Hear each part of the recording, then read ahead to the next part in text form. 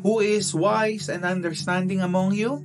Let them show it by their good life, by deeds done in the humility that comes from wisdom. Una po, ang tunay na karunungan po ay nahahayag sa wastong pamumuhay na may kapakumbabaan.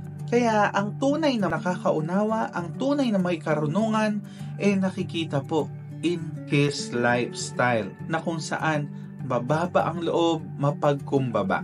Samantalang ang tinuturo po ng mundong ito na tipong pride, na dapat mas maangas ka, gigil ka, etc. etc.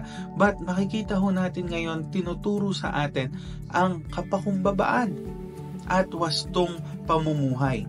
Ang mali ay mali. Kaya mga kapatid, kailangan nating i-evaluate ang ating buhay sa ngayon. Kamusta ba yung aking mga action?